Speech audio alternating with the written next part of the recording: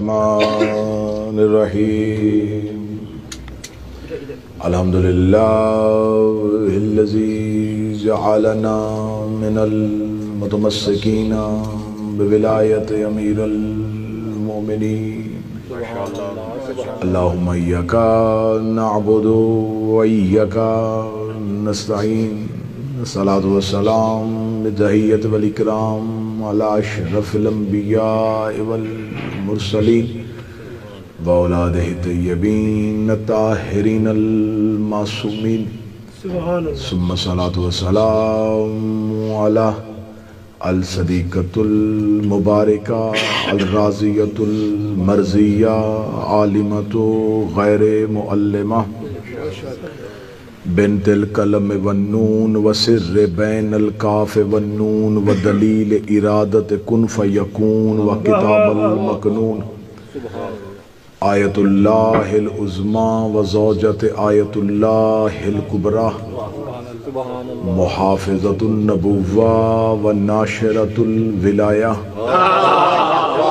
ام الکتاب ام القرآن ام الانوار ام الائمہ ام المعصومین ام العلوم ام الہدی ام الحسن ام الحسین ام المحسن ام العباس و ام ابیہا السیدہ فاطمہ الزہراء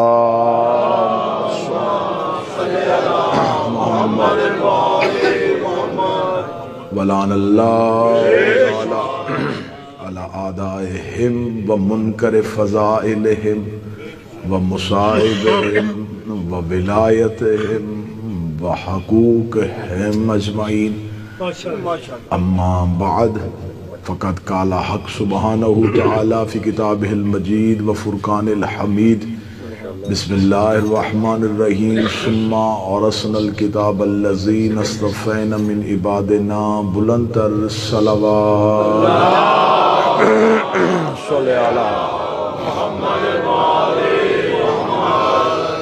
دعائے مالکان ذکر بندگان ذکر کا وارثان ذکر کی بارگاہ میں پیش ہونا قبول فرمائے شہزادی کونین اس عبادت کا بہتر سے بہتر اجر عطا فرمائے جتنے بھی بیمار اس ذکر میں تشریف فرما ہیں یا بیماروں کو چھوڑ کے آئے ہیں یا بیمار مومنین کے ناموں کو ذہنوں میں لے کے بیٹھے ہیں فاتح کربلا خالق خاک شفا سید ساجدین کی عزت کا واسطہ میرا مالک آج کی رات کو ان کی شفا کی رات مقرر میرا مالک اس انجمن کا جو بیت الحزن میں یہ سلسلہ عزاداری شروع کیا ان کی توفیقات خیر میں اضافہ فرمائے برادر عطر شرازی صاحب ان کے رفقا ان کے دوست احباب ماتمی احباب جتنے بھی اس بارگاہ کی خدمت گزار ہیں ان تمام کو اجر کثیر عطا فرمائے میرا مالک وارث زمن کے ظہور میں تعجیل فرمائے دعاؤں کی قبولیت کے لیے ممکنہ حد تک بلند صلوات تلاوت فرمائے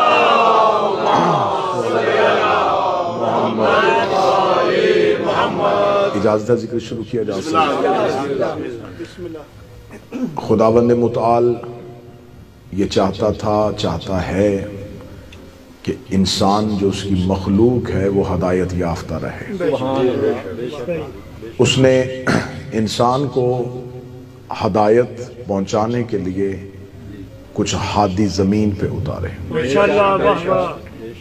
اور وہ اللہ یہ چاہتا ہے کہ وہ زمین پہ جا کے اللہ کی نمائندگی کرتے ہوئے مخلوق پروردگار کو ہدایت کرے جو سب سے پہلا ہادی اللہ نے زمین پہ اتارا وہ حضرت آدم ہے اور حضرت آدم اکیلے نہیں آئے ان کے ساتھ ایک مستور ایک خاتون کو اتارا گیا جسے حضرت حوا کہتے ہیں یہ حضرت آدم اور حضرت حوا ہی کی اولاد ہے جو آج زمین پہ انسان کہلاتی ہے حضرت آدم اور حوا نے نسل انسانیت کا آغاز کیا زمین پہ اپنی نسل کو پھیلایا جب نسل پھیل گئی تو اب ان کی باقاعدہ تربیت کا بندوبست کرنے کے لیے خدا نے مختلف انبیاء زمین پہ اتارے پھر حضرت ابراہیم آئے اور انہوں نے اس بکھری ہوئی انسانیت کو ایک ملت کی صورت میں اکٹھا کیا. جب انہوں نے ملت بنائی تو پھر ایک مستور ساتھ تھی جسے ہاجرہ کہتے ہیں. جناب ہاجرہ اور حضرت ابراہیم نے ملت کو اکٹھا کرنے میں اپنا کردار ادا کیا. آج آپ حج کے لیے جائیں تو حج کی زیادہ تر عبادات کا تعلق بی بی ہاجرہ سے ہے. حضرت ہاجرہ ہی کی سر سے جو ردا اتار کے کعبہ پہ رکھی تھی آج وہ غلاف کہلاتی ہے. جو صفا و مروہ پہ دوڑی تھیں وہ صحیح کہلاتی ہے. تو یہ ساری عبادات جو ہیں ان کا تعلق حضرت ابراہیم اور حضرت ہاجرہ کے ساتھ. پھر جب ملت بن چکی تھی تو پھر خدا نے جیسے ہی اس ملت کو آگے پھیلایا تو پھر خدا نے ہر حجت کے ساتھ ایک باعزت مستور کا کردار بھی زندہ رکھا. اب تمہید میں اتنا وقت ضائع نہیں کروں گا. چاہے وہ حضرت موسیٰ کے ساتھ آسیہ ہو, جناب عیسیٰ کے ساتھ مریم ہو, تو ہر مستور کا ایک کردار ملے گا. اب عرب کے ریگزار میں جب ہمارے نبی نے کلمہ حق بلند کیا تو ابو طالب کے ساتھ بی بی خدیجہ کا کردار ملا, جس نے اپنے مال کے ساتھ اپنی دولت کے ساتھ اس دور کے ماحول میں اسلام کو مضبوط کیا. بعد از حضرت ابو طالب اور بعد از ملیکۃ العرب دو شخصیات پھر سامنے آئیں. ایک ابو طالب کا بیٹا اور ایک خدیجۃ الکبریٰ کی بیٹی. حضرت اللہم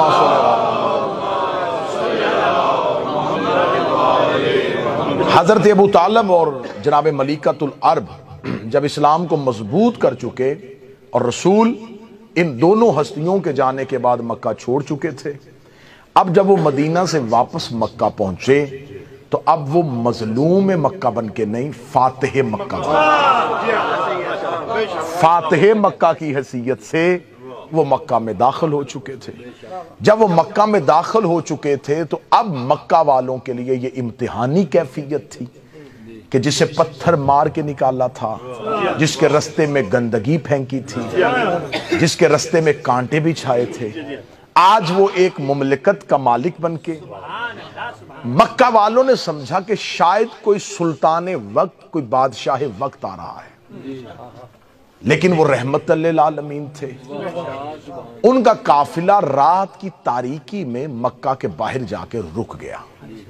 مکہ میں ہلچل مچ گئی اور لوگوں نے اپنے گھروں کے دروازے بند کر دیے خوف کے عالم میں کہ آج بدلہ دینے کا وقت آ گیا ہے.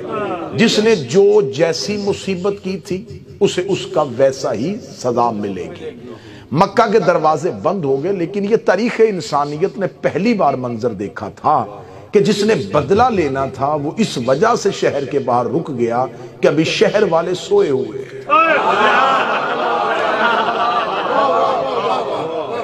تمہید میں آپ ساتھ دیں گے تو نتیجہ آپ کی سوچوں سے.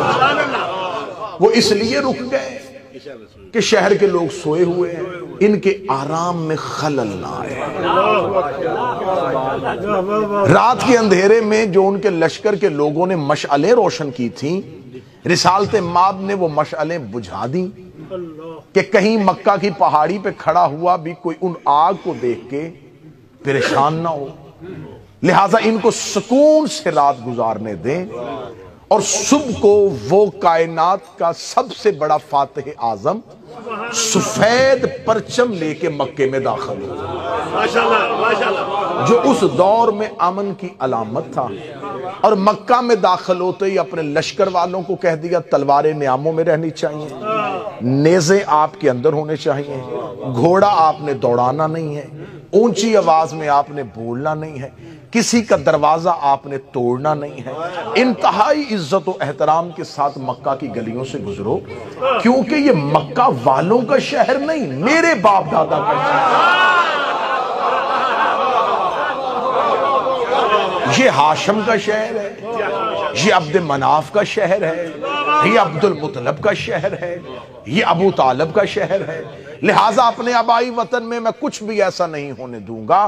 اور مکہ کے مرکزی چوک میں جا کے اعلان کر دو کہ آج سب کے لیے معافی کا دن ہے، آج کسی سے کوئی بدلہ نہیں لیا جائے گا، آج کسی کو کچھ نہیں کہا جائے گا، بڑے آرام سکون سے جیسے اپنی معمولات زندگی ہیں ویسے گزارو۔ رحمت للعالمین نے دربار سجا لیا اور رسول بیٹھ گئے۔ اب مکہ والوں کی اکثریت خوف کی وجہ سے اور ایک اقلیت نبی کے اس اخلاقی کردار کی وجہ سے دربار رسالت میں پیش ہوئی۔ لفظ سمجھیے گا، اکثریت جو تھی وہ خوف کی وجہ سے، اقلیت محبت کی وجہ سے رسول کے دربار میں آئی۔ اب ساتھ کھڑے ہوئے غلام تعارف کروا رہے تھے۔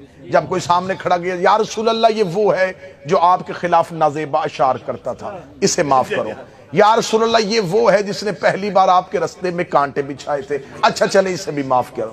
یا رسول اللہ یہ وہ ہے جس نے مسجد میں آ کے جب آپ نماز پڑھ رہے تھے تو آپ کے اوپر گندگی پھینکی تھی، اچھا چلے اسے بھی معاف کر دو۔ یہ وہ ہے جو شیب ابی طالب میں آپ کے پیچھے جا رہا تھا، اچھا اسے بھی معاف کر دو۔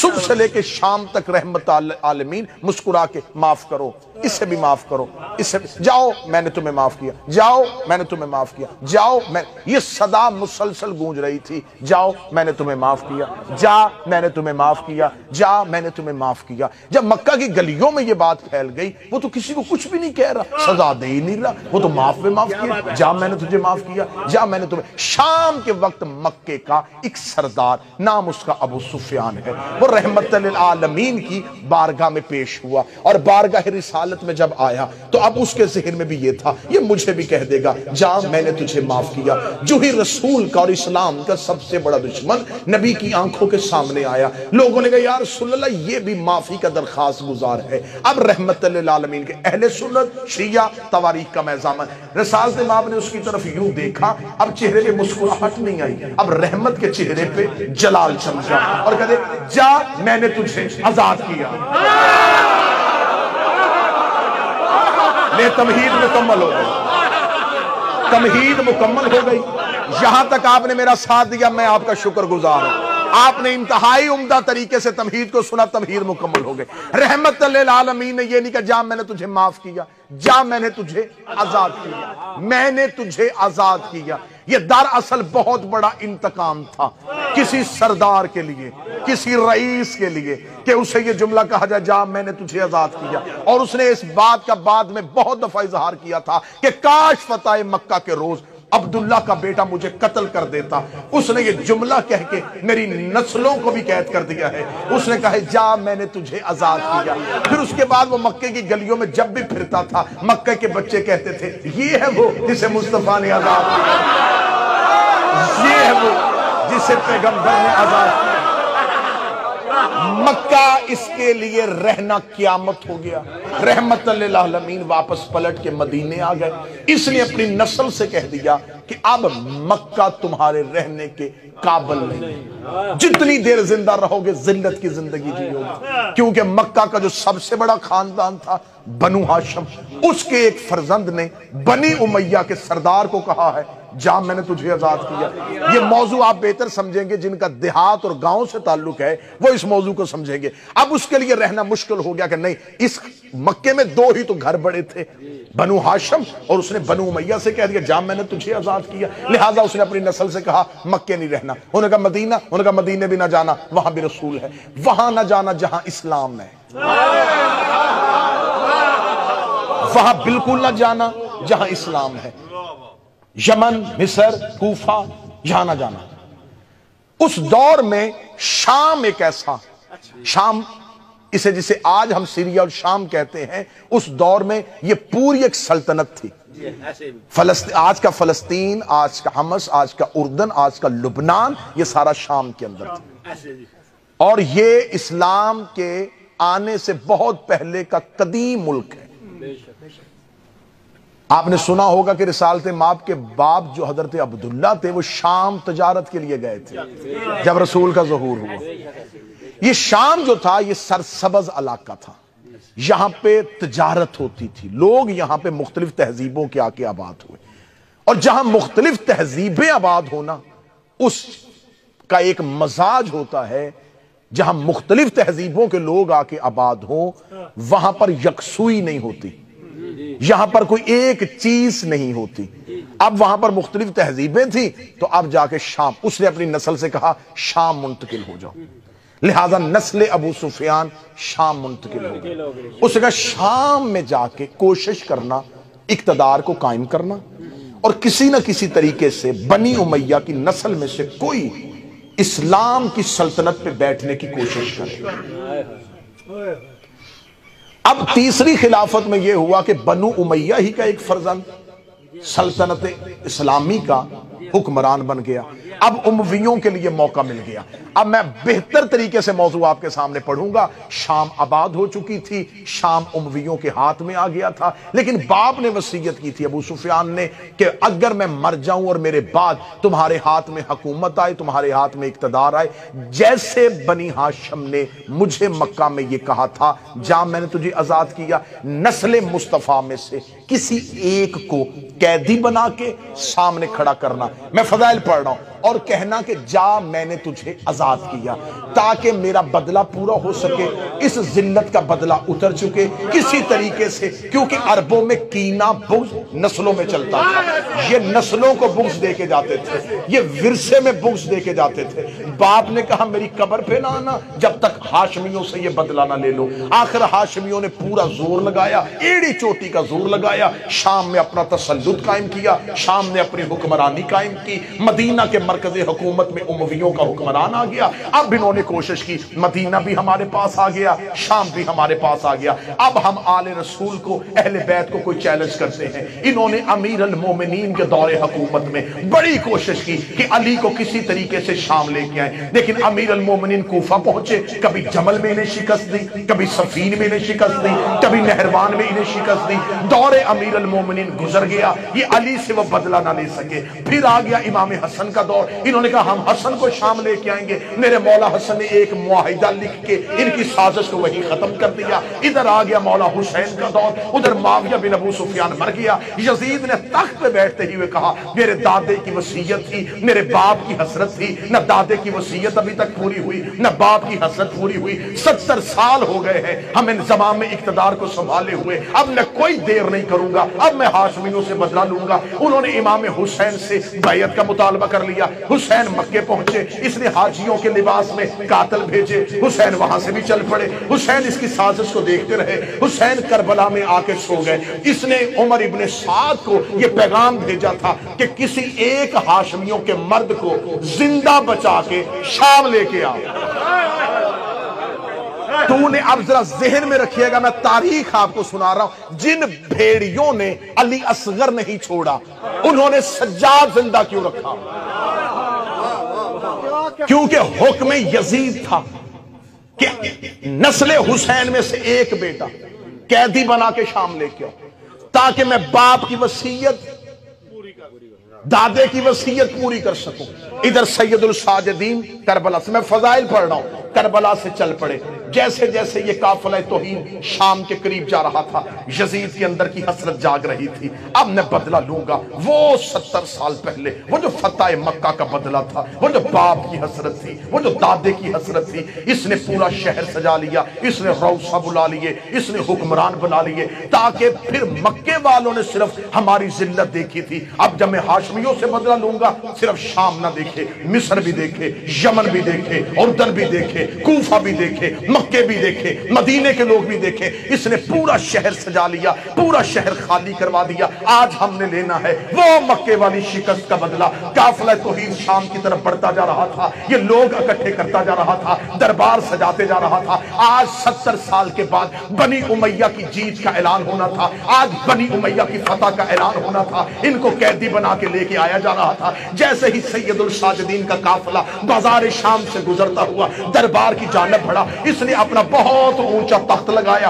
اس تخت پہ جا کے بیٹھا۔ اس نے اپنے سر پہ اپنے دادے ابو سفیان والی پگڑی رکھی، اس نے گلے میں سونے کا ہار پہنا، اس نے اپنے پورے شاہانہ پروٹوکول کے ساتھ دربار میں بیٹھ کے کہا اب میں وہی فتح مکہ والا بدلہ لوں گا۔ ادھر سید الساجدین کا پہلا قدم دربار کے اندر داخل ہوا، اس نے کہا حسین کے بیٹے کو میرے آگے لے کے آؤ۔ ادھر سید الساجدین چلتے چلتے 17 سیڑھیاں اس کا تخت تھا، اس کے تخت کے نیچے جا کے سجاد کھڑے ہوئے۔ جو ہی سجاد کھڑے ہوئے اس نے کہا اب لوں گا بدلہ۔ اس کے دل میں وہ 70 سال والی حسرت لفظ بن کے جاگتی ہوئی اس کے حلق میں آ گئی۔ اب اس کے حلق میں جملہ رکا ہوا تھا کہ میں وہی جملہ پلٹاؤں گا، جا میں نے تجھے آزاد کیا، جا میں نے تجھے آزاد کیا۔ یہ جملہ اس کے حلق سے نکل کے اس کی زبان کی نوک پہ تھا، اس کا پھیپڑا لفظ بنانے کے لیے ابھی ہوا بنا رہا تھا۔ یہ سجاد کے کاندھے پہ ایک مستور کا ہاتھ آیا، شہزادی نے سجاد کو پیچھے کیا، پیچھے کر کے کہتی یبنا تلکا، اے ہمارے آزاد کردہ غلام۔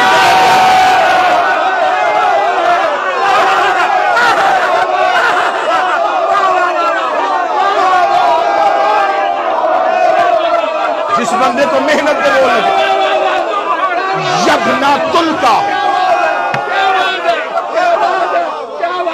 یبنا تلکا، اے ہمارے آزاد کردہ غلام کے بیٹے۔ ذرا اس رنگ سے فضائل سننا، اس رنگ سے فضائل سننا۔ میں آپ کو سید سجاد اور عالیہ کی فتح سناؤں۔ تم نے ہزاروں دفعہ منبر سے سنا فاتح شام، میں بتاؤں فاتح شام بنی کیسے تھی۔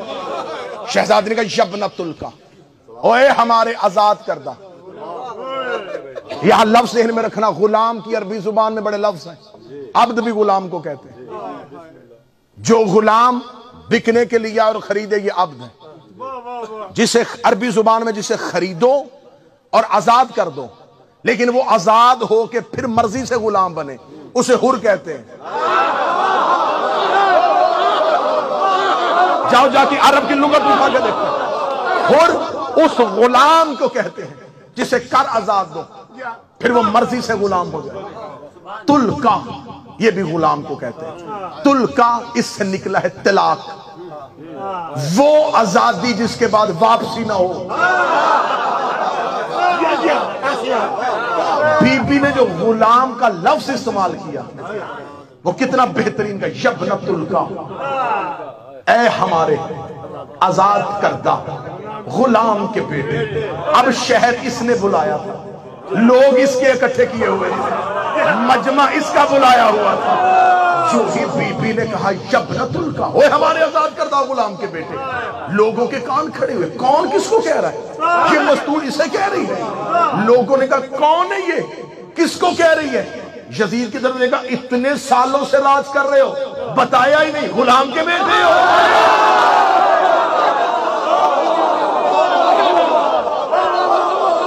اتنے سالوں سے تخت پہ بیٹھے ہوئے ہو، راج کر رہے ہو، بتایا ہی نہیں، مکے میں غلام تھے۔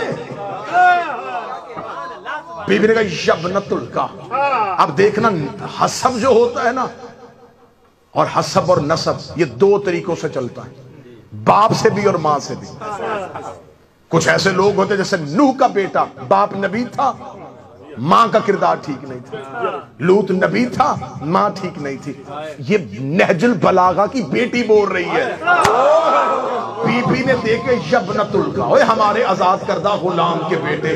اس سے پہلے کہ عرب والوں کے ذہنوں میں دوسری بات آتی، ہو سکتا ہے باپ غلام ہو اور ماں ہی کسی اچھے خاندان سے ہو، اگلی سطر میری شہزادی کے نہ ہو، میں زبان کاٹ کے پھینک دوں گا۔ دیکھے گا یبنا تلکا، اوے ہمارے آزاد کردہ غلام کے بیٹے، کہنے گا یبنا زرکا، اوے جھنڈے والی عورت کے بیٹے۔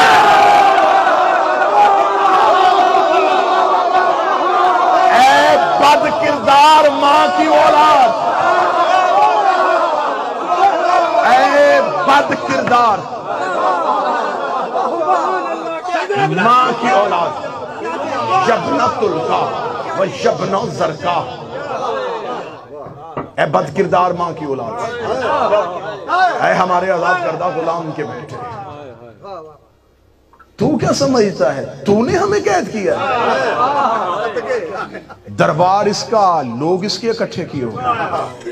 اب دربار میں مجمع اس کا، خطیبہ ہے علی کی، آدم کے ساتھ حوا، لیکن آدم اور حوا نے نسل پھیلائی، ابراہیم اور ہاجرہ نے ملت بنائی، ابو طالب و خدیجہ نے اسلام کو بنایا، علی اور سیدہ نے اسلام کو پھیلایا، زینب و سجاد نے اسلام کو بچایا۔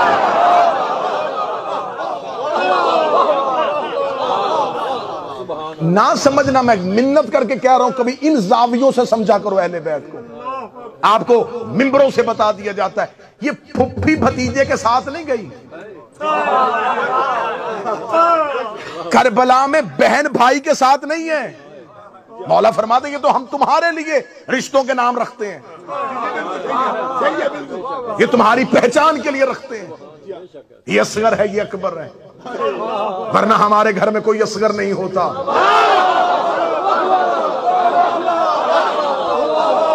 اور اصغر کے آگے لفظ ہے علی۔ جملہ کہہ دوں اگر کوئی ایک بندہ سے جن کا اصغر بھی علی ہو، ہائے ہائے ہائے، علی کہتے ہیں بڑے کو، جن کا اصغر بھی علی ہو، جن کا چھوٹا بھی بڑا ہو۔ یہاں پر بہن بھائی کے ساتھ نہیں گئی، یہ ہے شریکت الحسین۔ میں فضائل پڑھ رہا ہوں، شریکت الحسین، شریکت البرادر نہیں، شریکت الاخی نہیں، شریکت الحسین، بھائی کی حصے دار نہیں، حسین کی حصے دار۔ کہوں جملہ اس مجمع کو کرو گے قبول؟ جہاں جہاں حسین ہے وہاں وہاں یہ شریک ہے۔ جب سے حسین ہے تب سے یہ شریک ہے۔ 6 یا 7 بندوں نے ہاتھ کھڑا کیا، باقیوں کو بتاؤں کب سے حسین ہے؟ نبی نے فرمایا تھا حسین و منی، حسین مجھ سے ہے۔ اس کا مطلب ہے یہ حسین کی شریکہ نہیں، یہ رسالت کی شریکہ ہے، یہ رسالت میں بھی شریک ہے۔ اب اس کے پاس کون کون سی شراکت ہے؟ نبی نے فرمایا تھا حسین سیدہ شباب اہل الجنہ، حسین جنت کا سردار ہے، زینب اس کی شریکہ ہے۔ ابھی تو میں چھوٹی پرواز بھر رہا تھا، ابھی تو میں نچلی پرواز پہ تھا، اگر 4 6 7 بندے میرے ساتھ چلو تو پرواز اوپر لے کے جاؤ۔ میں نے کہا تھا حسین و منی، جب سے حسین تب سے یہ شریکہ، جہاں تک حسین، حسین جنت کا سردار، عالیہ جنت کی سردار۔ میرے مالک حسین کہاں کہاں ہے؟ اجمیر میں سویا ہوا ایک فقیر بولا، اس کا حقہ کی بنا لا الہ تو حسین لا الہ ہے، زینب لا الہ میں شریک ہے۔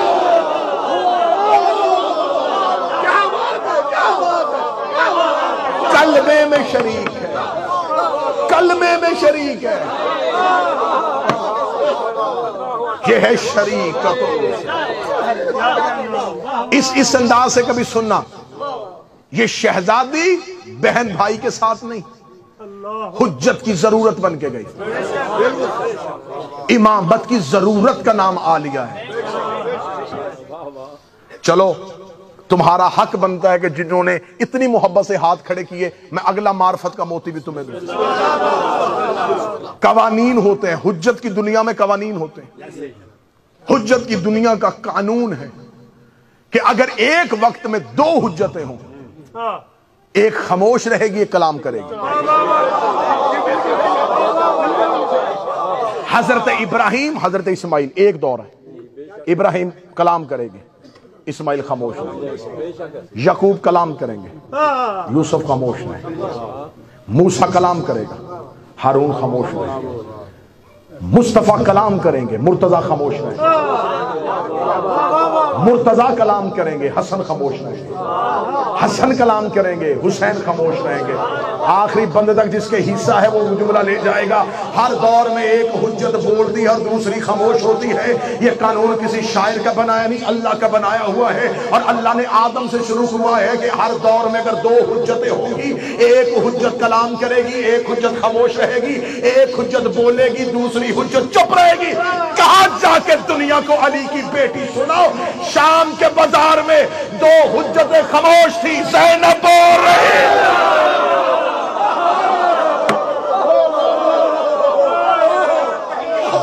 حجتیں خاموش، 2 حجتیں خاموش ہیں اور عالیہ بول رہی ہے، کیونکہ ان ہستیوں کے فضائل پڑھے ہی نہیں جاتے۔ ان کی زندگی میں صرف مصائب پڑھ پڑھ کے میں ان کے مصائب میں سے فضائل نکال کے سنا رہا ہوں۔ آپ جذبات پہ قابو رکھیے گا ورنہ مجھے مجبوراً مصائب کی طرف آنا پڑے گا۔ یہ ہے علی کی بیٹی، دو حجتیں، دونوں وقت کے امام، ایک دور کا امام، ایک آنے والا امام، دو امام تھے خاموش۔ خطبہ کس نے دیا؟ شہزادی نے۔ کوفہ میں خطبہ کس کا؟ عالیہ کا۔ شام میں کس کا؟ عالیہ کا۔ دربار میں کس کا؟ عالیہ کا۔ 19 خطبے ہیں کوفے سے لے کے شام تک، علی کی بیٹی نے دیے ہوئے۔ علی کی بیٹی نے خطبہ دیا۔ اب یہ مجمع مجھے بول کے بتا، میں معرفت کا موتی تمہارے حوالے کروں جو شام میں سیدہ سے خیرات میں ملا ہے، مجھے بول کے بتاؤ جو شہزادی نے بازاروں میں خطبے دیے تھے یہ کس کے لہجے میں دیے تھے؟ علی کے لہجے میں، علی کے لہجے میں، علی کے لہجے میں۔ مجھے عزت منبر کی قسم ہے، مجھے علی کا لہجہ 2 ہی جگہوں پہ نظر آیا ہے، یا معراج پہ اللہ علی کے لہجے میں بولا تھا، یا بازار میں زینب علی کے۔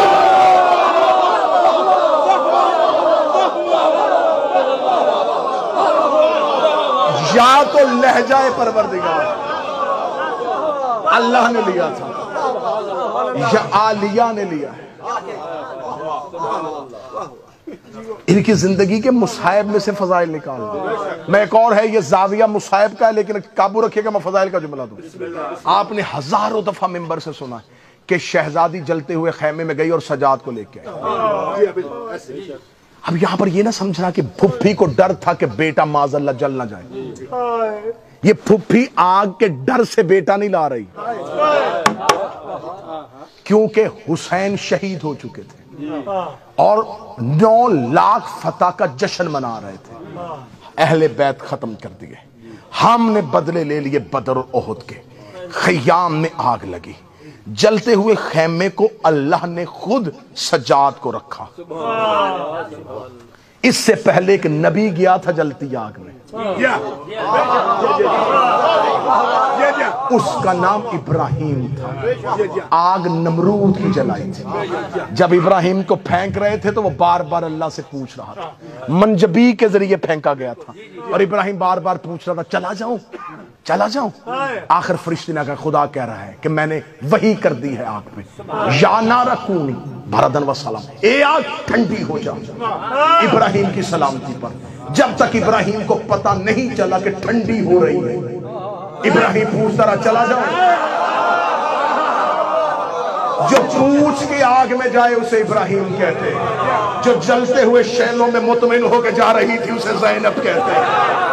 اب شہزادی گئی اور شہزادی نے آگ میں سے سجاد کو پشت پہ اٹھایا۔ لے آؤ قرآن منبر پہ، مرضی کے مولوی سے جا کے پوچھو، حجت کا وزن سوائے حجت کے کوئی اٹھا نہیں سکتا۔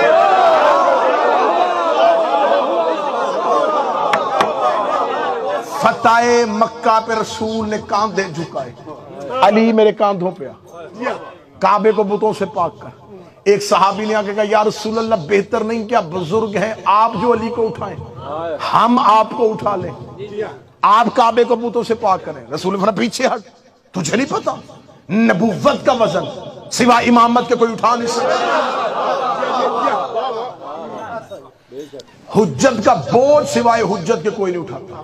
امامت کا میرے پاس اتنے واقعات ہیں اس کی دلیل کے لیے۔ حضرت عباس ابن عبد المطلب رسول کا امامہ سر پہ نہیں رکھ سکے تھے اور مولا امیر المومنین نے حسین کے سر پہ رکھ دیا تھا، اور جناب عباس ابن عبد المطلب سے کہا تھا یہ نبوت کا بوجھ ہے سوائے امامت کے کوئی نہیں اٹھا سکتا، کیونکہ حجت کا بوجھ حجت اٹھاتی، حجت کا بوجھ حجت اٹھاتی ہے۔ 9 لاکھ شادیانے بجا رہے تھے کہ ہم نے حسین قتل کر دیا، اب امامت کا سلسلہ منقطع کر دیا۔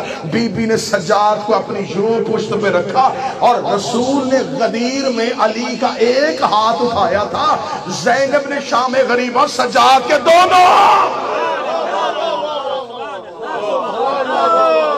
دونوں ہاتھ اٹھا کے کہا ہذا الامام، یہ ہے امام۔ اب شہزادی نے دیکھے کہا تو کیا سمجھتا تجھے ہم نے قید کیا ہے؟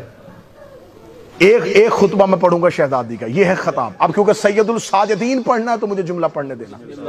اب سید الساجدین کوئی نہ سمجھے کڑیوں میں تھے، سر جھکا کے روتے رہے، گریہ بزدلی نہیں تھی، تشہیر کربلا تھی۔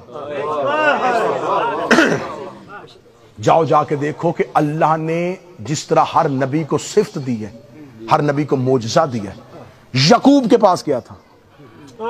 گریا۔ حضرت یعقوب کی صفت تھی رونا۔ رونا نبیوں کی صفت ہے۔ بڑا آسان زاویہ دینے لگا ہوں، بڑا آسان زاویہ دینے لگا ہوں۔ کسی سے پوچھنا کہ جناب یعقوب تو تھے، وہ اللہ کے نبی تھے، روتے کیوں تھے؟ کہتے تھے اس لیے کہ یوسف بچھڑ گیا تھا۔ اچھا، پتا تھا نا نبی کو علم نبوت سے کہ یوسف زندہ ہے، تو جب پتا تھا پھر روئے کیوں؟ روتا ہے انسان اندر کی تکلیف سے۔ جب یقین تھا کہ یوسف زندہ ہے اور بھیڑیے نے نہیں کھایا اور وہ مصر پہنچ گیا ہے اور وہ بادشاہ بننے والا ہے، پھر یعقوب رو کیوں رہے تھے؟ جناب یعقوب کا رونا جو تھا وہ معاذ اللہ کوئی بزدلی نہیں، کوئی تکلیف نہیں تھی۔ یعقوب رو اس لیے رہے تھے کہ یعقوب جس ماحول میں رہ رہے تھے، یوسف کے دشمن قبیلے کے لوگ نہیں تھے، سگے بھائی تھے، برادران یوسف یوسف کے دشمن تھے۔ وہ کنویں میں پھینک کے آئے تھے اور جرم چھپا رہے تھے۔ اللہ کا نبی رو رہا تھا اور وہ بار بار کہتے چپ ہو جا، کیوں روتا ہے؟ اللہ نے یعقوب کو زیادہ رو تاکہ مجرم بے نقاب ہو۔ کوئی بندہ ہے جو سجاد سننے کے لیے آئے؟ اس رنگ سے سجاد سنو، زیادہ رو۔ جتنا یعقوب روتے رہے اتنا بھائیوں کو تکلیف ہوتی۔ کیوں تکلیف کیوں ہوتی تھی؟ یعقوب صبح اٹھتے رونا شروع کر دیتے اور گھر میں نہیں روتے تھے، بازار میں جا کے، بازار میں جا کے رونا۔ بھائیوں نے آ کے ایک دوسرے سے کہنا وہ پھر گلی میں رو رہا ہے۔ روتے تھے، لوگ گزرتے تھے، کیوں رو رہا ہے؟ میرا یوسف، میرا یوسف، میرا یوسف۔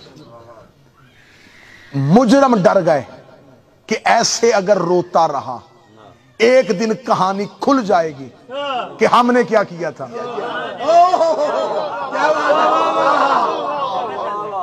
قرآن میں اس قصے کو پورا لکھا اور خدا نے کہا تھا، خدا نے قرآن میں کہا ہے ھذا احسن القصص، یہ قصوں میں سے ھذا احسن القصص، یہ قصوں میں سے بہترین قصہ ہے، اسے بار بار پڑھا کرو۔ اللہ نے قرآن میں واقعات کتاب موٹی کرنے کے لیے نہیں لکھے، نصیحت کے لیے لکھے، بار بار اس قصے کو دہرایا۔ اور ایک یہاں پر ایک اور بھی ہے، جب جناب یوسف مصر میں بادشاہ ہو گئے تھے اور بھائی آئے تھے اور بھائیوں کو نہیں پتا تھا کہ یہ یوسف ہے، انہوں نے یہی سمجھا کہ یہ مصر کا بادشاہ ہے اور اس سے ملنے کے لیے آئے۔ تو جب آئے تو جناب یوسف نے ایک کمرے میں، جس کمرے میں ان کا دسترخوان لگایا تھا، وہاں ایک شخص کو کہا کہ مصور کے کہا کہ دیوار پہ ایک تصویر بنا۔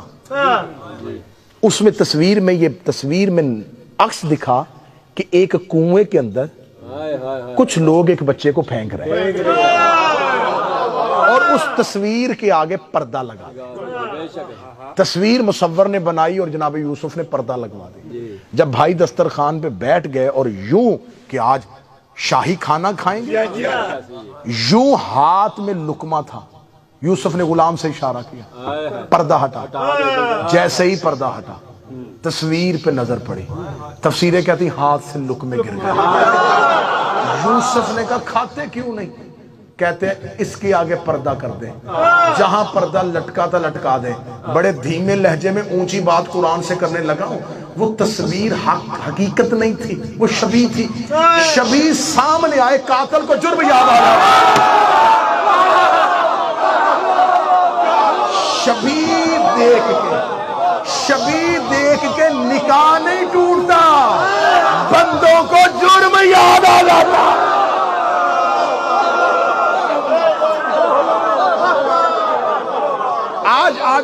آج کچھ جدت پسند شیعہ نا، آج کے دور کے ماڈرن شیعہ، وہ آ کے کہتے ہیں جی بس چھوڑا کریں جی، آپ ان لوگوں کو کیوں بات کرتے ہیں؟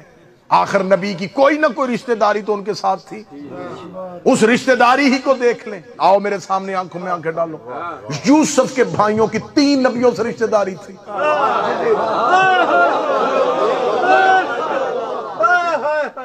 یعقوب کے بیٹے تھے، یوسف کے بھائی تھے، اسحاق کے پوتے تھے، 3 نبیوں سے قریبی رشتہ داری اور پھر بھی لانتی.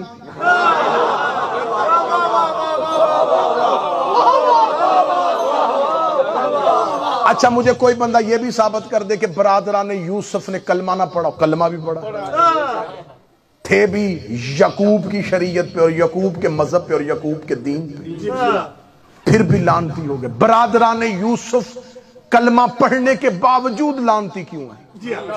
کلمہ بھی پڑھا ہے اور 3 نبیوں کے رشتہ دار بھی ہیں.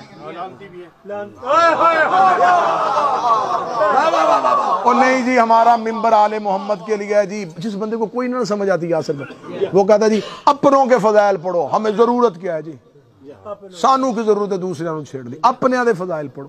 اللہ سے کہو نا صرف اپنوں کے فضائل پڑھ. میرے لگتا تیرا کیا تیرا مقابلہ نہیں بنتا. تو قرآن میں کبھی نمرود کی بات کرے, کبھی فرعون کی بات کرے, کبھی شداد کا تذکرہ, کبھی ابلیس کا تذکرہ. بس ٹھیک ہے تو اپنوں کی بات کر. کہتے جی نہیں مجلسوں میں ان کے نام ہی نہیں لینے چاہیے. تو جس قرآن کو چومتے اس کے اندر فرعون کا نام ہے, اس کے اندر ابلیس کا نام ہے. تو اب خدا نے اس وقت تک محبت نہیں رہتی جب تک دشمن سے نفرت نہ ہو. اب برادران یوسف کس بات کا لڑائی کس بات کی تھی؟ مسلمان بھی تھے, صاحب کلمہ بھی تھے اور 3 نبیوں کے رشتہ دار بھی تھے. ایک جرم ان کو کھا گیا, وہ یوسف سے حسد کرتے تھے کیونکہ نبی کرتا تھا یوسف سے پیار.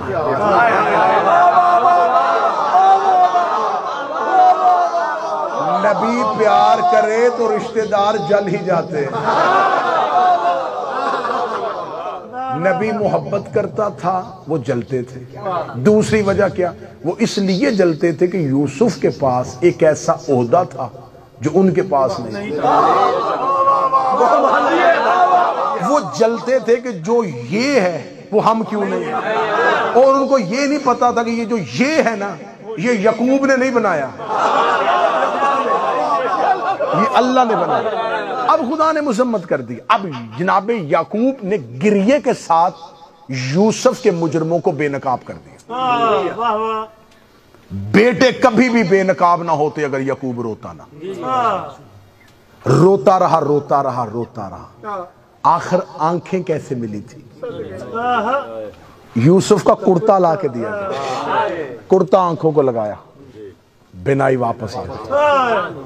میرے اللہ ڈنمارک میں بیٹھ کے سوال کرتا ہوں, کپڑا بھی شفا دے دیتا ہے؟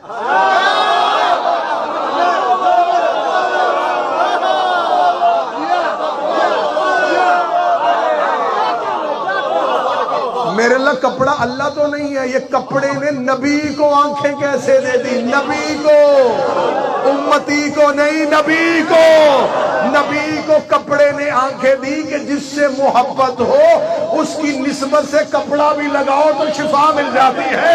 ہم علم عباس میں جاتے ہیں نسبت عباس کی وجہ سے. اب یہ جو گریہ تھا یہ تشہیر تھی کربلا کی. پہلی چیز ذرا اس انداز میں مولا سجاد سنیں گے. مولا سید الساجدین کا ایک خطبے کی ایک سطر میں آپ کو سنانا لگا جی. یہ وزن تھا امامت کا. ذرا ایک جملے میں صرف مولا سجاد کا روب سمجھ لیجئے گا, کتنا روب تھا, ایک جملے میں سمجھ لیجئے گا.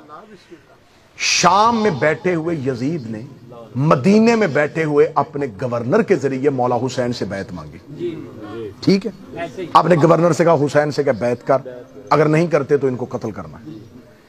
جس یزید نے, میں بڑا دھیمے لہجے میں اونچا جملہ کہنے لگا, جس یزید نے شام میں بیٹھ کے مدینے حسین سے بیعت مانگی تھی, 1 سال سجاد اس کے زندان میں رہے, اس نے سجاد سے بیعت کیوں نہیں مانگی؟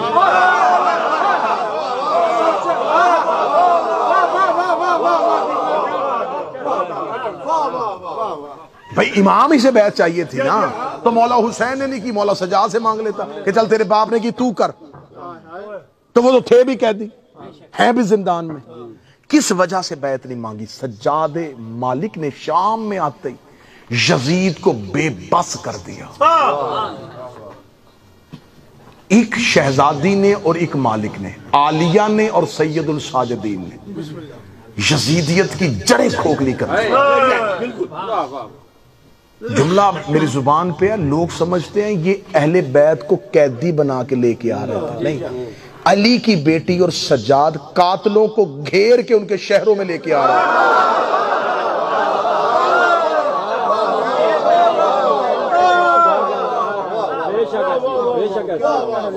ذرا پوری کی پوری اسی کہانی کو اس زاویے سے دیکھ رہا جس سے میں دکھا رہا ہوں، کیونکہ مولا حسین کا قتل ایک لقودک صحرا میں ہوا تھا، میڈیا کوئی نہیں، دور صحرا جس کے ارد گرد کوئی آبادی نہیں، اور 9 لاکھ کے اجتماع نے کیا تھا۔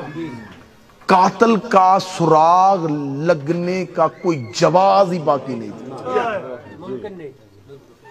کہ جو امام حسین کے ساتھی تھے وہ قتل کر دیے، اور پورے کا پورا مورخ جو تھا وہ بنی امیہ کے کنٹرول میں تھا،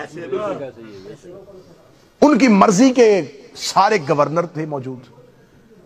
آج ہمیں 1400 سال کے بعد آپ کو ڈنمارک میں جزیرے کے اندر بیٹھ کے پتا ہے کہ اکبر کا قاتل کون ہے،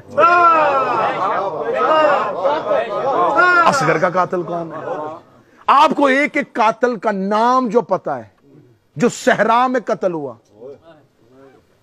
میں مولا سجاد کی طاقت بتانے لگا ہوں، طاقت کتنی تھی مولا سجاد میں۔ عالیہ اور مولا سجاد نے کون سا کام کیا ہے؟ 4 قتل سیدوں کے مدینے میں ہوئے، شہر میں ہوئے، آبادی میں ہوئے، مرکز میں ہوئے، چاروں کے قاتل آج 2023 تک بے نقاب نہیں ہوئے۔ رسول کا قتل ہوا مدینے میں،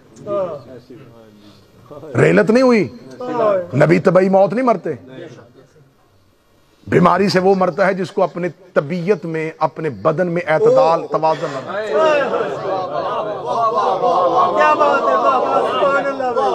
بیماری تب آتی ہے جب آپ کو آپ کے بدن میں اعتدال نہ رہے، توازن، کسی چیز کا بڑھ جانا اور کم ہو جانا، یہ بیماری ہے۔ جس کا بدن پہ کنٹرول نہ ہو وہ کائنات میں کیسے کرے گا؟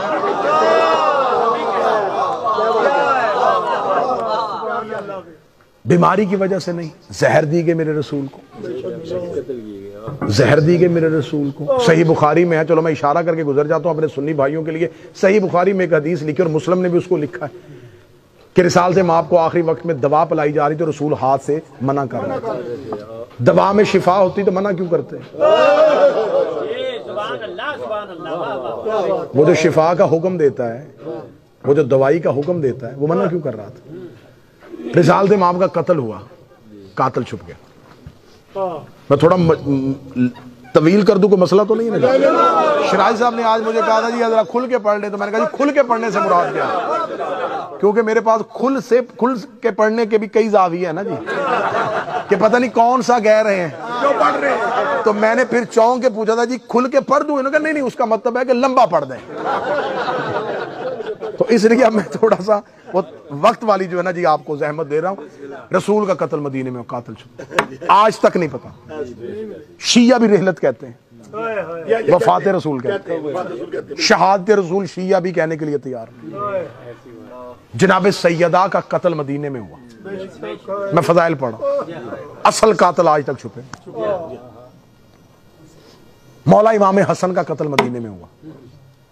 ایک عورت کے سر پہ الزام لگایا کہ جودہ بنت اشد نے زہر دی تھی، یہ کسی نے بتایا کہ زہر پہنچائی کس نے تھی، کون شخص لے کے آیا تھا، یہ کس کی بیٹی تھی، کس کی بھانجی تھی، کہاں سے چلی تھی، لالچ کیا دیا گیا تھا، کچھ بھی۔ مولا حسین کا قتل، مولا امام حسن، مولا امیر المومنین، جناب سید اور جناب رسول، 4 قتل مدینے، شہر، آبادی، مرکز میں ہوئے، قاتل آج 2023 تک بے نقاب نہیں ہوئے۔ جو شہر میں قتل ہوئے چند لوگوں نے کیے، وہ قاتل چھپ گئے، اور جو ایک صحرا میں 9 لاکھ نے مل کے کیا تھا، وہ قاتل آج تمہیں یہاں جزیرے میں بیٹھ کے کیسے پتا تھا؟ ایک ہی سطر پڑھوں گا اور اسی سطر میں ہی پورا مضمون ہے۔ زینب و سجاد چاروں کے قاتلوں کو گھیر کے لے آئے۔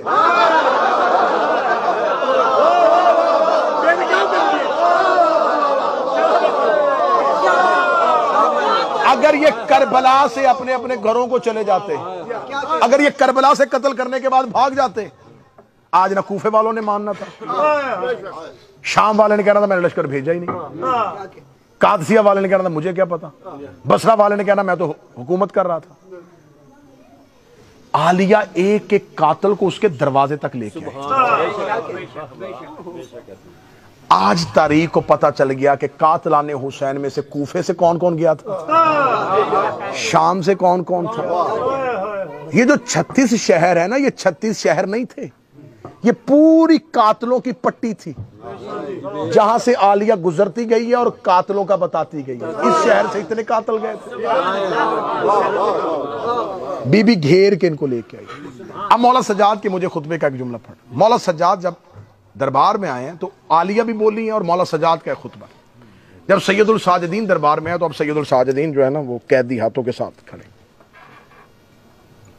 اس ملعون نے ایک کرائے کا خطیب بلایا اور اسے ممبر پہ کھڑا کر کے کہا ذرا بنی امیہ کی تعریف کر، میں اپنے منہ نہ کروں تو کر۔ اس خطیب نے آ کے ابو سفیان کے قصے، معاویہ کی تعریفیں اور اللہ کی قرآن کی وہ آیتیں جو اہل بیت کے لیے آئی تھی نا، ان کا شان نزول بنی امیہ بنا، یہ بھی بنی امیہ کے لیے۔ اب یہ ساری چیزیں وہ کیوں کروا رہا تھا کہ سجاد قیدی حالت میں کھڑے ہیں، یہ چپ رہیں گے اور ان کا چپ رہنا ان کی تائید بن جائے گا۔ جب وہ خطیب بول رہا تھا تو سید الساجدین نے کڑیوں سے سر اٹھایا۔ پہلا جملہ ہے جو کتابوں کا میں پڑھنے لگا ہوں، مولا فرمایا ویلک ایھا الخاطب۔ ویل کہتے ہیں جہنم کی ایک وادی، یہ لفظ آپ کو قرآن میں نظر آئے گا، ویل للمصلین الذین، جہنم کی آخری وادی ہو ان نمازیوں کے لیے۔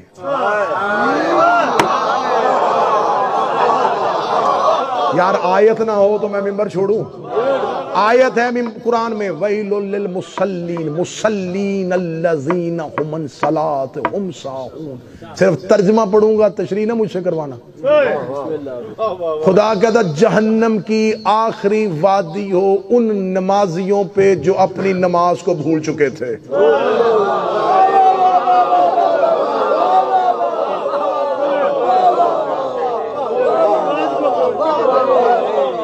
اب یہ پھر کبھی کسی اور موقع پہ چھیڑنا کہ وہ کون سی نماز تھی جسے وہ بھول چکے تھے۔ خدا کہتا جہنم کی آخری وادی ہو، یہ خدا نے یہ لفظ استعمال کیا تھا، خدا نے قرآن میں استعمال کیا، سجاد نے دربار میں استعمال کیا۔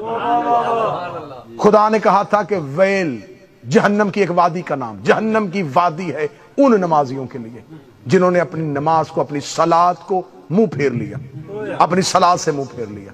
مولا سجاد نے کہا ویلو کا ایھا الخاطب، ویل ہو تجھ پہ اے خطیب، اشترک بالرذائق المخلوق بسبب الخلق، مخلوق کی خوشنودی کے لیے اللہ کی دشمنی خرید رہا ہے۔ میرے مولا سجاد کا یہ جملہ میں کہتا ہوں ہر امام بارگاہ میں ممبر کے پیچھے لکھا ہونا چاہیے۔ ہر امام بارگاہ کے ممبر پہ یہ جملہ مولا سجاد کا لکھو کہ مولا سجاد نے دربار میں کھڑے ہو کے کہا تھا جہنم ہو تجھ پہ اے خطیب، تم مخلوق کی خوشنودی کے لیے اللہ کی دشمنی خرید رہا ہے، تاکہ اگر کوئی ممبر پہ بیٹھ کے علی کو بھونکے پیچھے سے سجاد کی لعنت ہو رہا ہے۔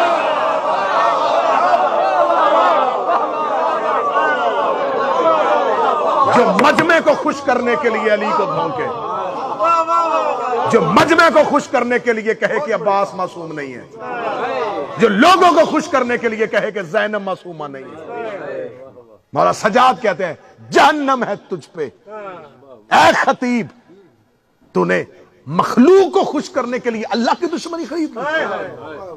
یہ کہہ کے سید الساجدین 4 قدم آگے بڑھے اور 4 قدم آگے بڑھ کے مولا سجاد کی آواز آئی شکر ہے اس پروردگار کا جس نے ہمیں علم، حلم، سخاوت، شجاعت دی۔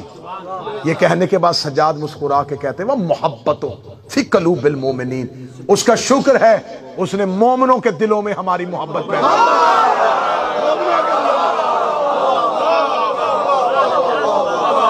محبت فی قلوب المومنین، اس نے مومنین کے دلوں میں ہماری محبت پیدا کی۔ ان سے محبت کی نہیں جاتی،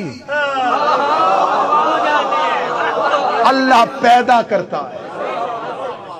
ایک شخص نے میرے 8ویں امام سے آ کے کہا تھا کہ میرے اوپر کچھ تھوڑا سا قرضہ ہے، اگر آپ وہ میرا قرضہ اتروا دینا تو میں آپ کا شیعہ ہو جاؤں گا۔ مولا صاحب نے کہا کتنا قرض ہے؟ اس نے کہا اتنے دینار۔ مولا فرمایا یہ پکڑ دینار، تو شیعہ نہیں ہو سکتا۔ اس نے کہا میں اپنی مرضی سے ہو رہا ہوں۔ مولا فرمایا تجھے کس نے کہا ہے کہ تو اپنی مرضی سے ہو رہا ہے؟ تیرا وہاں نام لکھا نہیں، روحوں نے ہماری ولایت کا اقرار کیا۔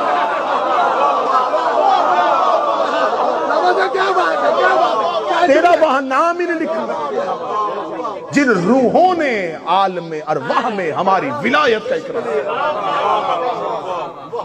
محبت آل محمد کی اللہ پیدا کرتا ہے، مخلوق محبت نہیں لاتی، محبت اللہ پیدا کرتا ہے۔ معصوم فرماتے ہیں اس اللہ کا شکر جس نے ہمیں علم، حلم، شجاعت، سخاوت دی اور مومنین کے دلوں میں ہماری محبت پیدا کی۔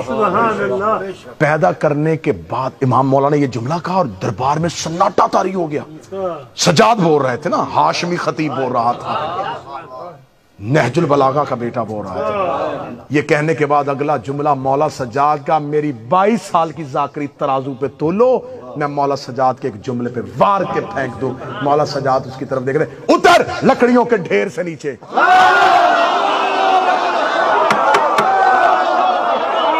وہ منبر پہ بیٹھا تھا، سجاد نے کہا اتر لکڑیوں کے ڈھیر سے نیچے۔ میں کیا کروں؟ میں بندے راضی کروں یا مولا سجاد کا جملہ پڑھوں؟ مولا سجاد نے بازار دربار شام میں بتا دیا، جو آل محمد کو منبر پہ بیٹھ کے بھونکے وہ منبر نہیں ہوتا، لکڑیوں کا ڈھیر۔ ادھر لکڑیوں کے ڈھیر سے نیچے، نیچے اتر لکڑیوں کے ڈھیر سے۔ یہ اللہ کی کائنات میں یہی گھر ہے۔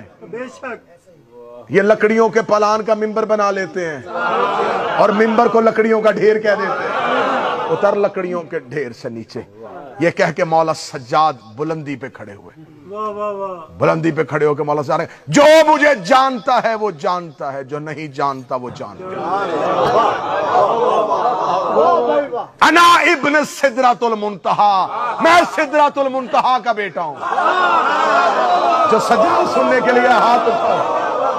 میں سدرۃ المنتہا کا بیٹا ہوں، میں صفا کا بیٹا ہوں، میں مروہ کا بیٹا ہوں، میں ابراہیم کا بیٹا ہوں۔ میں اسماعیل کا پورا خطبہ پڑھنے کا وقت نہیں، میں بڑی جلدی پڑھنے گا۔ میں ابراہیم کا بیٹا ہوں، میں اسماعیل کا بیٹا ہوں، میں زمزم کا بیٹا ہوں، میں مقام ابراہیم کا بیٹا ہوں۔ یہ کہنے کے بعد سجاد ایک قدم اور آگے بڑھے، کہنے لگا جو جانتا ہے وہ جانتا ہے، جو نہیں جانتا وہ جان لے۔ میں یوسف الدین کا بیٹا ہوں، میں قائد خور المعجلین کا بیٹا ہوں، میں فاتح دارین کا بیٹا ہوں، میں نقطہ بائے بسم اللہ کا بیٹا ہوں۔ یہ کہہ کے سجاد 4 سطریں اور آگے بڑھے، آگے بڑھ کے جو جانتا ہے وہ جانتا ہے، جو نہیں جانتا وہ جان لے۔ میں صاحب معراج کا بیٹا ہوں، میں صاحب الحمد کا بیٹا ہوں، میں صاحب رکوع کا بیٹا ہوں۔ یہ کہہ کے سجاد 4 قدم اور آگے بڑھے، کہتے جو جانتا ہے وہ جانتا ہے، جو نہیں جانتا وہ جان لے۔ میں اس کا بیٹا ہوں جس نے رکوع میں انگوٹھی زکات میں دی، میں اس کا بیٹا ہوں جس نے بستر پہ سو کے خدا کی مرضیاں خریدی تھی، میں اس کا بیٹا ہوں جس نے مکہ فتح کے موقع پر اسلام کے پرچم کو سر بلند کیا تھا۔ میں فاتح بدر کا بیٹا ہوں، میں فاتح خندق کا بیٹا ہوں، میں کل ایمان کا بیٹا ہوں، میں الحمد کے سراپا کا بیٹا ہوں، میں والناس کی سین کا بیٹا ہوں، میں الکوثر کے دل کا بیٹا ہوں، میں رحمان کے چہرے کا بیٹا ہوں۔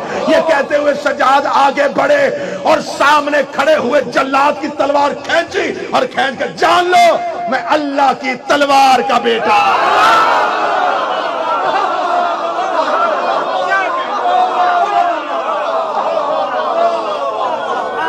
یوں کہنا تھا، یوں کہنا تھا سجاد کا،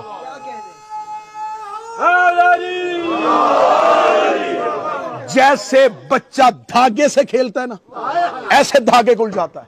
مولا سجاد نے جلال میں، ابھی میں نے خطبے کا تیسرا حصہ بھی نہیں پڑھا، جلال میں یوں دربار میں پھر کے خطبہ دے رہے تھے۔ دربار میں لوگ دیواروں کے ساتھ لگ کے سہم کے کھڑے ہو گئے۔ تھوڑی دیر کے بعد جب سجاد اکیلے کھڑے تھے، جیسے بچہ دھاگے سے کھیلتا ہے، سجاد نے یوں لوہے کی زنجیروں کو کیا، یوں کر کے یوں پھینکنا تھا۔ لوگوں نے کہا لوہے کی زنجیریں یہ تو داؤد موم کرتا تھا، فرمایا وہ ہمارا نام لے کے کرتا تھا۔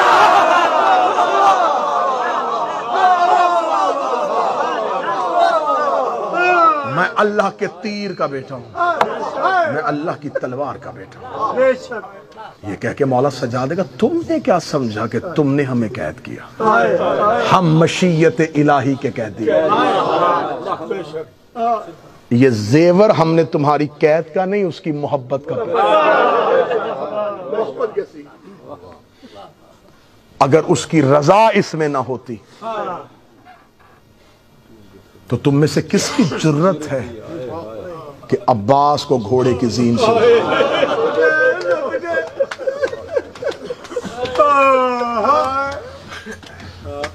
زیادہ پڑ گیا؟ جنازے کی برآمدگی ہے، میں کوشش کروں گا تم اتنا رو لو، کیونکہ اگر روتے ہوئے گھر سے جنازہ برآمد ہو نا تو بازار میں کھڑے لوگوں کو پتہ چل جاتا ہے کہ لاوارث جنازہ نہیں ہے۔ خاموش جنازہ اٹھے تو لوگ سمجھتے ہیں کہ اس کا وارث کوئی نہیں تھا۔ میں کوشش کروں گا کہ تمہارا گریہ اتنا بلند ہو، جو شام سے آئی ہے وہ راضی ہو کے جائے، جو بقیہ سے آئی ہے وہ راضی ہو کے جائے۔ میں مولا شبیر کا مسافر جا کر تمہیں دعا دے رہا ہوں، تم جہاں جہاں سے آئے ہو، ملک پاکستان سے یہاں دیار غیر میں بیٹھے ہو، پردیس ہے، تمہیں اس درد کا پتہ ہے کہ پردیس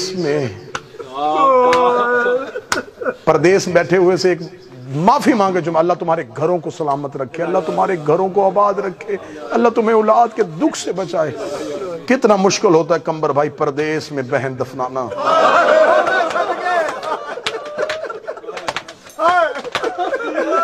آسان نہیں تھا۔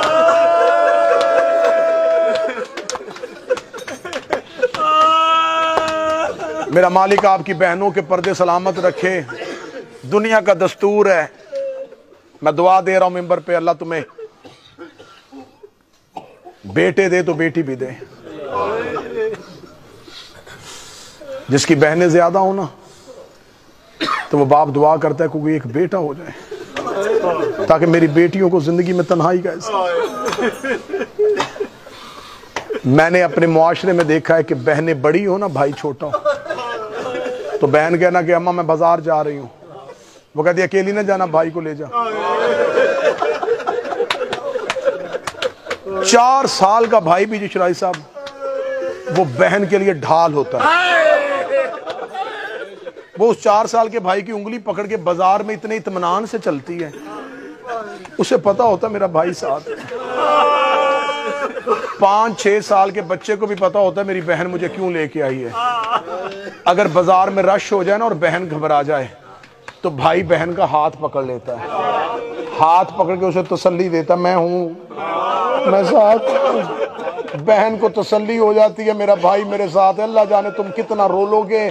بازار میں میں نے بھائیوں کو بہنوں کو تسلی دیتے ہوئے دیکھا ہے، شام کے بازار میں ایک 4 سال کی بہن بھائی کا ہاتھ پکڑ کے کہہ رہی تھی سجاد تو نہ رو، میں تیرے ساتھ۔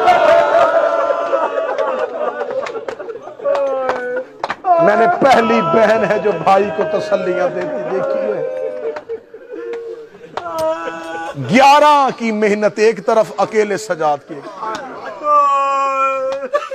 بڑا مشکل مرحلہ تھا جو مولا سجاد نے عبور کیا۔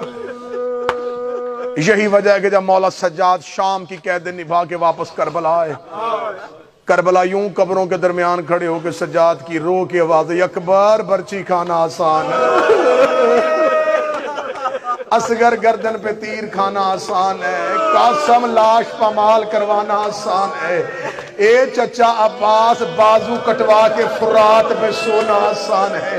یہ جملہ کہہ کے سجاد منہ کے بل ریت پہ گرے، رو کے کہتے بابا حسین تیرا ضرب کھانا آسان ہے۔ لاشیں تڑپنی شروع ہوئی، آواز آئی تیر آسان، تلوار آسان، برچی آسان، نیزہ آسان، بتا مشکل کیا ہے؟ سجاد رو کہتے اٹھو قبروں سے باہر، میں تمہیں بتاؤں زینب جیسی ماں 9 گھنٹے یزید کے یہ حوصلے سے مولا سجاد خون روتے رہے، خون روئے جی ایسے۔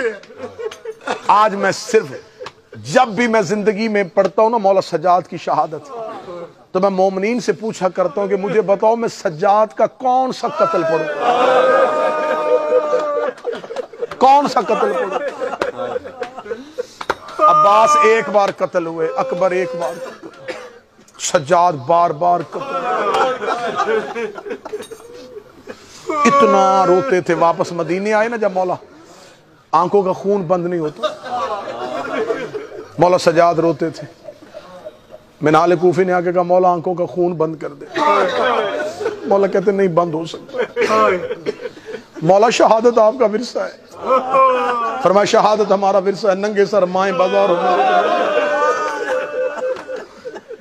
اس نے کہا مولا آپ کو آپ کی جدہ کا واسطہ, آنسو بند کر دیں. مولا آپ گھر میں رہتے ہیں نا تو آپ کو کربلا یاد آتی ہے. مولا آپ گھر سے نکلا کریں, باہر آئیں, مومنین آپ کو ملیں گے, محبت کرنے والے ملیں گے. مولا آپ کا دل تھوڑا بہلے گا. مولا کا ہاتھ تھاما, بازار میں آئے. اس نے لوگوں کو اشارہ کیا. لوگوں نے دیکھا مدت کے بعد مولا سجاد بازار میں آئے. جلدی سے محبت کرنے والے قدموں میں مولا سلام. کسی کے سر پہ پیار, کسی کی کمر پہ ہاتھ. دعائیں دیتا دیتا میرا مولا بڑھ رہا تھا. لوگوں کا ہجوم پیچھے پیچھے چل رہا تھا. شام کے بعد سجاد اب پہلی بار گھر سے باہر آئے تھے. گزرتے گزرتے مولا سجاد کی ایک ایسی دکان کے سامنے سے گزرے جہاں قصاب گوشت کاٹ رہا. جس نے درد سننے مولا سجاد کے, ایک کسائی کی دکان کے سامنے مولا سجاد گزرے. اس نے مولا سجاد کو دیکھا. اس نے جلدی سے گوشت پہ کپڑا ڈالا, کپڑا ڈال کے وضو کیا. وضو کر کے قدموں پہ آ کے بیٹھ گئے. مولا میرا سلام. سر پہ پیار دے کے کہنے لگے کیا نام ہے تیرا؟ مولا میرا نام یحییٰ ہے. کیا کرتا ہے؟ مولا میں مدینے میں گوشت بیچتا ہوں. دیکھا تھا تجھے احکام ذبیحہ یاد ہے؟ اس نے سمجھا کہ شاید امام ہے نا, مجھے شریعت پوچھ رہے ہیں. دیکھا تھا جی جی مولا مجھے یاد ہے. رو گیا تھا مجھے سنا. کہنے لگا مولا شریعت محمد میں جانور کو پانی پلا کے ذبح کرو. پانی پلانے کا نام آنا تھا. سجاد نے دیوار پہ سر مارا. رو کے کہا لوگ جانوروں کو پانی پلا کے ذبح کرتے ہیں اور میرے بہتے دریا پہ پیاسے مارے گئے ہیں. مولا سجاد کی آواز آئی, دوسری شرط سنا. اس نے کہا دوسری شرط ہے جانور جانور کے سامنے ذبح نہیں کرتے. سجاد زمین پہ بیٹھ گئے. رو کہتے ہائے غربت حسین, لوگ جانور جانور کے سامنے ذبح نہیں کرتے. میری 3 پھپھیاں سر پہ قرآن رکھ کے 70 قدم کے فاصلے پہ کھڑی کہہ رہی تھی نہ مار میرا 3 دن کا پیاس. میں رکا ہوں تاکہ آخری شرط میں تو ماتم کر سکوں. جب مولا روئے نا قصاب ڈر گیا.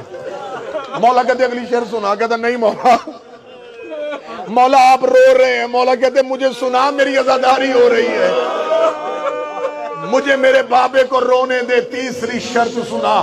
تیسری شرط سنائی ہے. مدینے میں ماتم شروع ہو گیا.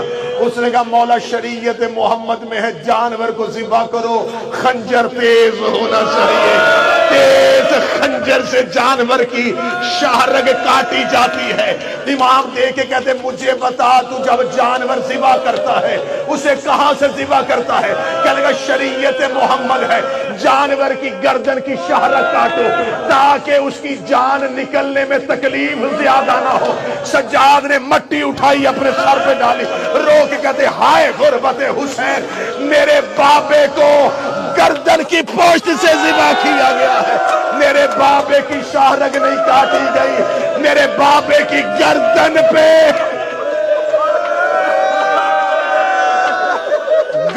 ضرب. اس مولا کو کہا جاتا ہے سید الساجدین. اس مولا کو کہا جاتا ہے زین العابدین. آؤ میں تمہیں مولا سجاد کی ایک نماز سناؤں. میں شبیر کا مسافر ذاکر ہوں, ہاتھ باندھ کے کہہ رہا ہوں. نمازی ہو تو ماتمی رہنا, ماتمی ہو تو نمازی رہنا. سجاد سے بڑا عبادت گزار بھی کوئی نہیں تھا, سجاد سے بڑا عزادار بھی کوئی نہیں تھا. ماتم کون کرے گا سجاد سے زیادہ؟ نماز کون پڑھے گا سجاد سے زیادہ؟ جتنا بڑا عبادت گزار تھا اتنا بڑا حسین کا عزادار تھا. ماتم کی وجہ سے نماز نہ چھوڑنا, نماز کے لیے ماتم نہ چھوڑنا. ان دونوں عبادتوں کو اکٹھے چلانا یہ سجاد کی سنت ہے. بازار تھا شام کا, مولا سجاد کیا. میں بلا تشبیہ پڑھوں گا, کھل کے پڑھوں گا, میرا اپنا کلیجہ پھٹ جائے گا. کتابیں کہتی ہیں مولا سجاد کی گردن میں جو توق تھا نا جی, وہ لوہے کا ایک کڑا تھا, منو وزنی تھا. میں پوری ذمہ داری کے ساتھ, اس کے اندر لوہے کی میخیں لگی ہوئی تھی. اس توق کے ساتھ لمبی لمبی زنجیریں تھیں. سپاہیوں نے ان زنجیروں کے ساتھ اس توق کو تھاما ہوا تھا. دائیں بھی زنجیریں تھیں, بائیں بھی زنجیریں تھیں. وزنی توق تھا. مولا سجاد کی کمر میں ایک لوہے کا لنگر تھا, پاؤں میں بیڑی تھی. صدا سے معافی مانگ کے بلا تشبیہ ہاتھ کی ہتھکڑی پاؤں کی بیڑی سے جڑی تھی.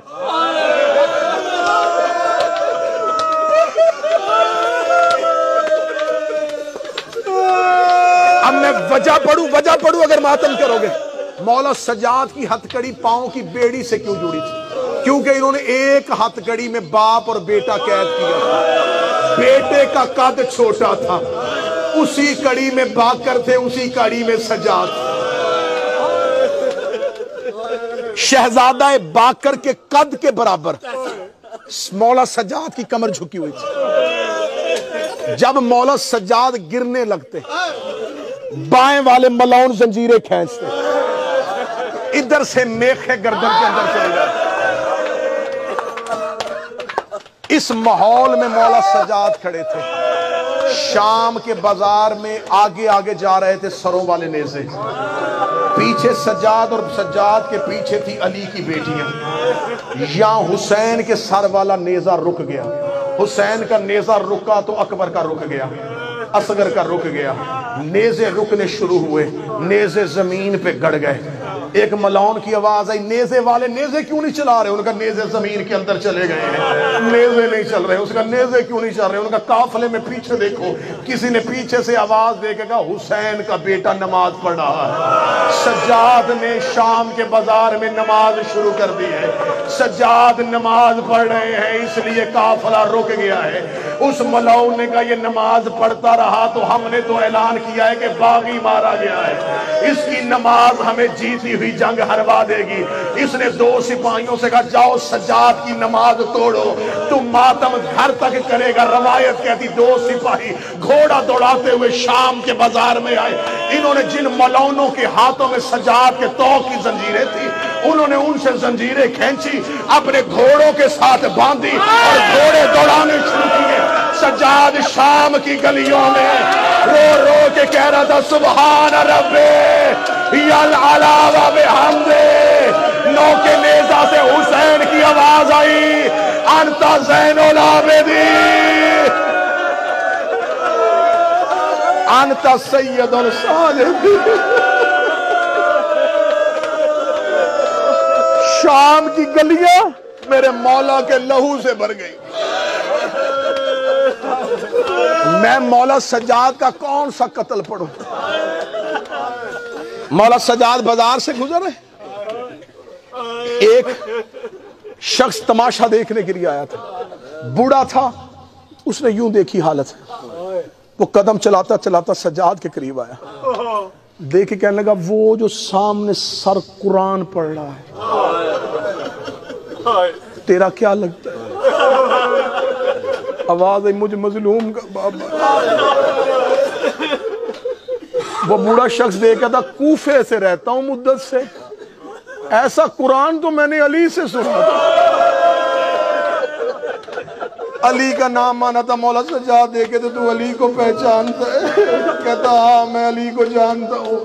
فرمایا اسی علی کا بیٹا حسین ہے جو قرآن پڑھ رہا ہے. کہنے لگا تو کون ہے؟ کہنے لگا میں اس حسین کا بیٹا سجاد ہوں. کہنے لگا یہ کون ہے؟ آواز ہے یہ میرا بیٹا باکر ہے. ابھی صحابی منہ موڑنے لگا تھا, سجاد کی آواز ہے منہ نہ کرنا, پیچھے علی کی بیٹیاں کھڑی ہیں, پیچھے حسین کی بہنیں کھڑی ہیں.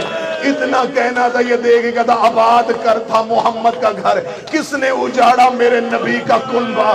کہنے لگا یزید نے مار دیا ہے حسین کربلا میں. اتنا کہنا تھا, اس شخص نے قبضہ تلوار پہ ہاتھ رکھا, رکھ کے کہنے لگا دے مجھے اجازت, وقت کا امام نے حسین کا بدلہ لو. میں جملہ پڑھوں گا تو ماتم کرے گا. سجاد رو کہتے اے بندہ خدا تلوار نہ نکالنا, میری سکینہ ڈر جائے گی, میری زینب ساتھ بیٹھی ہے, یہ نہ ہو کہ بازار میں جنگ کا ماحول بن جائے, میری بہنیں اونٹ سے گر. تلوار نہ نکالنا, تلوار نہ نکالنا, بازار میں جنگ کا ماحول نہ بنانا. میرے ساتھ میری پردہ دار ہے، میری ماؤں کے سامنے بازار میں جنگ شروع نہ کرنا۔ اس کا بدن کانپنا شروع ہوا، دیکھ کے کہنے لگا کیا دکھاؤں گا منہ رسول کو، میرے سامنے فاطمہ کی اولاد گزر گئی، کچھ مجھے حکم کر میں کروں۔ دیکھنے لگا دے مجھے اجازت، میں گھر سے جا کے کوئی مال لے کے یزید کو ضمانت کے طور پہ دوں، تیری قیدیں آزاد کرواؤں۔ مولا سجاد کی آواز آئی نہیں میں تجھ پہ راضی، میں تیری جنت کا ضامن۔ دیکھنے لگا مجھے ایسے بازار سے خالی نہ بھیج، مجھے کوئی حکم کر دے۔ جو سید بیٹی معاف کر دی نا، سجاد کہتے اچھا اگر کچھ کرنا چاہتا پھر ایک احسان کر دے۔ رو کہتے احسان نہیں مجھے حکم کر۔ سجاد رو کہتے اپنے سر سے امامہ اتار۔ اس نے امامہ اتارا، سجاد کی آواز آئی اسے لپیٹ، اس نے لپیٹا، آواز آئی میری پشت کے پیچھے آ، میری گردن سے توق ہٹا کے یہ کپڑا میری گردن کے اوپر، توق اور میری گردن کے درمیان یہ کپڑا رکھ دے۔ وہ کہتا جو ہی میں سجاد کی کمر کے پیچھے گیا، میں نے توق اٹھایا، سجاد کی گردن پہ مجھے گوشت نظر نہیں آیا۔ ساری زندگی، بس آخری روایت سنانے لگی، ساری زندگی تم نے سنا لہو رویا تھا۔ میں پوری ذمہ داری کے ساتھ تمہیں بیت الحزن میں بتا کے جاؤں، مولا سید الساجدین کربلا میں خون نہیں روئے، کوفے خون نہیں روئے۔ پہلا آنسو کب آیا تھا؟ اس روایت پہ ہی جنازہ برآمد ہو جائے گا۔ پہلا آنسو کب آیا تھا؟ جب پہنچے تھے نا شام کے صدر دروازے پر۔ حوصلے سے روایت سنو، 15 اذانیں سنی علی کی بیٹیوں نے۔ شام شہر کا دروازہ بند تھا، جو زیارت کر کے ہیں وہ تائید تھا۔ آج بھی شام شہر دروازے، آج بھی وہ دروازہ موجود، وہ دروازہ بند تھا۔ وہاں آ کے کھڑی علی کی بیٹیاں بلا تشبیہ اونٹوں پہ بیٹھی تھی، ان اونٹوں کی رسی مولا سجاد کی کمر کے ساتھ۔ بازار شام کے باہر یہ قافلہ رکا رہا، کتنی دیر؟ 15 ہزار۔ جب 3 دن سے زیادہ ہو گئے، علی کی بیٹی کی آواز ہے ما فضا، سجاد سے پوچھ ہم نے کتنا رکنا ہے۔ بے فضا نے مولا سجاد سے کہا شہزادی پوچھ رہی ابھی کتنا رکنا ہے۔